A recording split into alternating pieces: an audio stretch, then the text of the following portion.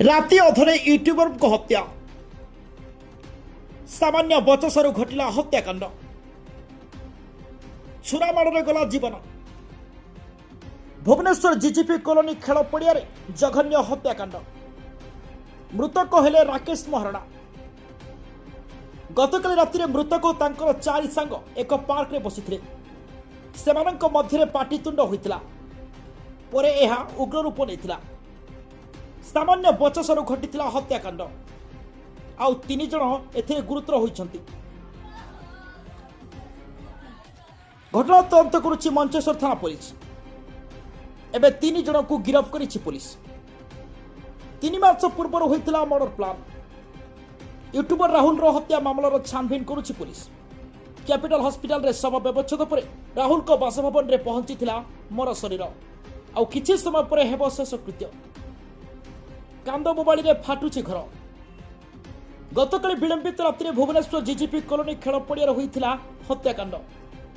मृत युवक जगन्नाथ नगर राहुल महारणा मृतक और तांकर 4 सांग पार्क रे बसिथा बेले सेमानंक मध्यरे पाटितुंड होइथिला परे एहा उग्र रूप नेइथिला। सूचना अनुसार शनिवार YouTuber Rahul Maharana GGP colony school पड़िया सांग सहित बसिथिले।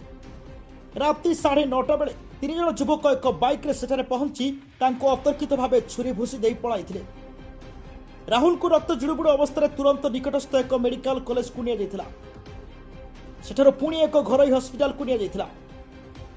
तांको फेराई देबारु शेषरे तांको कैपिटल हॉस्पिटल को निया जाइथिला आउ सेठारे डाक्टर तांको मृत घोषणा करथिले। मंचेस्टर थाना यूट्यूबर को हत्या रही परिवार लोक अभियोग करिसंती। अभियोग करबा परे एक्शन मोड को आसीथिला commissionerate police. Crime spot DCP और मंचेश्वर थाना अधिकारी जाई जांच करथिले। साइंटिफिक हत्याकांड स्थल तथ्य संग्रह करथिले। 3 अभियुक्तों को धरिबा पई स्वतंत्र टीम गठन कराइथिला। हत्याकांड स्थल लागिथिबा सीसीटीवी को आधार करी अभियुक्त को चिन्हट कर जाइथिला। यह मोबाइल ट्रैकिंग और विभिन्न स्थान में चढ़ाऊ करी 3 अभियुक्तों को धरिबारे सफल होइछंती पुलिस।